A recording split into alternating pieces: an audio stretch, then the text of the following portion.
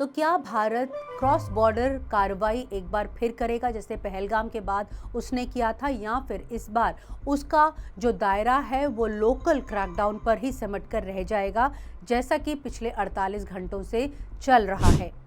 क्या भारत की जो एजेंसीज हैं वो इस बात का इंतज़ार कर रही हैं कि जब तक उसके हाथ में पुख्ता सबूत नहीं आ जाते, जो उसके लिंकेजेस जो अभी तफ्तीश चल रही है उसके पाकिस्तान के साथ नहीं जोड़ देते, तब तक वो पाकिस्तान का जिक्र नहीं करेंगे? बहरहाल ये सवाल जो हैं वो अब सब पूछ रहे हैं। इस बीच जनसत्ता को ये पता चला है कि कई फॉरेन लिंकेजेस जो हैं जांच एजेंसियां खंगाल रही हैं। मिसाल के तौर पर जो डॉक्टर अरेस्ट हुए हैं उनके क्या लिंकेजेस थे तुर्की के साथ। ये भी जांच में सामने आया है कि जो 2 डॉक्टर्स थे तुर्की गए थे। अब ये पता लगाने की कोशिश कर रही हैं जांच एजेंसियां कि उसके पीछे की वजह क्या थी। क्या ये प्लॉट कि भारत में कई शहरों में इकट्ठा ब्लास्ट किया जाएगा, ये जो प्लॉट है विदेश में तैयार किया गया था, और या फिर उनकी तुर्की जाने की पीछे मुख्य वजह क्या थी, इसके ऊपर जो है जांच चल रही है। इस बीच जो लोकल्स के ऊपर क्रैकडाउन है वो कई शहरों में लगातार मंगलवार को भी चला, जिसमें दिल्ली शामिल है, जम्मू कश्मीर के कई शहर शामिल हैं, हरियाणा के कई शहर शामिल हैं और साथ में साउथ इंडिया के भी कई शहर शामिल हैं। सूत्रों का कहना है कि जो लोग पकड़े जा चुके हैं और जो संदिग्ध हैं उनके बीच में जो लिंकेजेस हैं उनके ऊपर जांच एजेंसी लगातार काम कर रही हैं, और ताकि जो ये षड्यंत्र है उसे पूरी तरह से खोला जाए। साथ में फरीदाबाद पुलिस ने एक इको वैन भी रिकवर की। ये इको वैन का मैनहंट जब धमाका हुआ था दिल्ली में उसके बाद ही लॉन्च किया गया था। इस बीच प्रधानमंत्री नरेंद्र मोदी भूटान के ट्रिप के बाद दिल्ली पहुंचे और उन्होंने यहां पर कैबिनेट कमेटी ऑन सिक्योरिटी की बैठक की। बैठक के बाद उन्होंने एक अलग से चर्चा जो है वो केंद्रीय गृह मंत्री अमित शाह और अजीत डोभाल जो कि राष्ट्रीय सुरक्षा सलाहकार है उनके साथ की। ये मीटिंग जो है लगभग 1 घंटे के आसपास चली। ये जो सीसीएस की बैठक थी उसके बाद जो केंद्रीय मंत्री हैं अश्विनी वैष्णव, उन्होंने जानकारी दी मीडिया को कि इस बैठक में किन किन मुद्दों के ऊपर चर्चा हुई जब सीसीएस हुई। तो आइए सुनते हैं कि अश्विनी वैष्णव ने इस मुद्दे के ऊपर क्या कहा। एक रेजोल्यूशन पास हुआ जो मैं आपके सामने पढ़ के रखना चाहूंगा। The cabinet expressed its profound grief over the loss of lives in the terrorist incident involving a car explosion near the Red Fort in Delhi on the evening of 10th November 2025. The cabinet observed 2 minutes silence in honor of the innocent lives lost. The cabinet adopted the following resolution. This is the text of the resolution now. The country has witnessed a heinous terror incident perpetrated by anti-national forces through a car explosion near the Red Fort on the evening of 10th November 2025.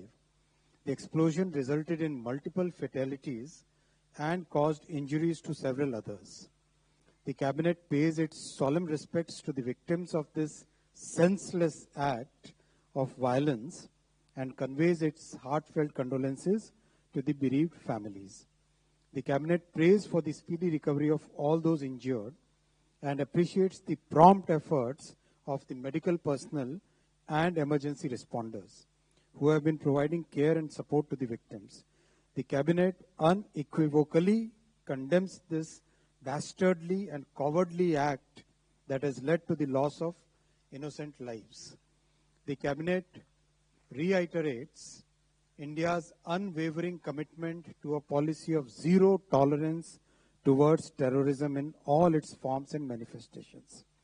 The cabinet also recorded its appreciation for the statements of solidarity and support from many governments around the world. The cabinet notes with appreciation the timely and coordinated response of the authorities, security agencies, and citizens who acted with courage and compassion in the face of adversity. Their dedication and sense of duty are deeply commendable. The cabinet directs that the investigation into the incident be pursued with the utmost urgency and professionalism so that the perpetrators, their collaborators, and their sponsors are identified and brought to justice without delay. The situation continues to be closely monitored at the highest levels of the government. The Cabinet reaffirms the government's steadfast resolve to safeguard the lives and well-being of all Indians, consistent with its enduring commitment to national security and the safety of every citizen. इसका हिंदी प्रारूप भी आपके साथ share किया। दिलचस्प बात यह है कि 48 घंटे बीत जाने के बाद भारत सरकार ने फाइनली माना, आखिरकार माना कि ये जो दिल्ली में धमाका हुआ था वो एक आतंकी वारदात थी, क्योंकि अभी तक भारत सरकार की ओर से कोई इस तरह का बयान नहीं आया था। हालांकि ये बात अलग है कि ये मामला जो है वो NIA को दे दिया गया था, जो सिर्फ आतंकी रिलेटेड केसेस जो है वो इन्वेस्टिगेट करती है, और FIR जो है वो भी UAPA के तहत रजिस्टर किया गया था। लेकिन जो प्रेस रिलीज PIB द्वारा रिलीज़ की गई उसमें पाकिस्तान का जिक्र नहीं था।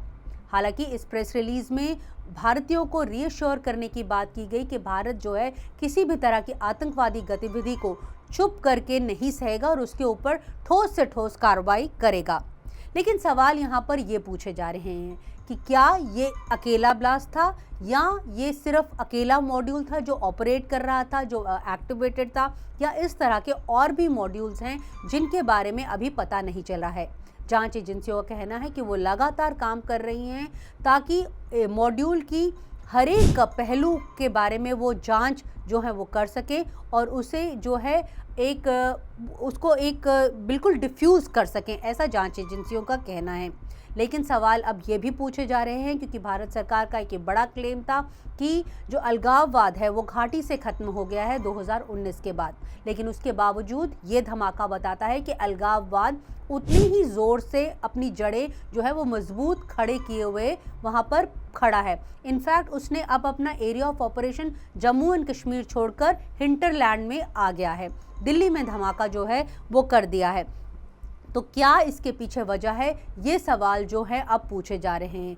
क्या जो वहाँ का जो यूथ है उसकी एस्पिरेशंस, उसके जो सपने हैं वो सरकार पूरा नहीं कर पाई है, कि ये इस अलगाववाद के बढ़ने के पीछे वजह क्या है, ये बात जो है लगातार विपक्ष पूछ रहा है। और साथ में ये भी पूछ रहा है कि चाहे ये सोशल हो, पॉलिटिकल हो या इकोनॉमिक कॉज हो, लेकिन भारत सरकार को अलगाववाद पर रोकना जो था वो उसमें अपने एक काम में वो विफल रही है, ऐसा विपक्ष का कहना है। नई दिल्ली से नीता शर्मा, जनसत्ता के लिए।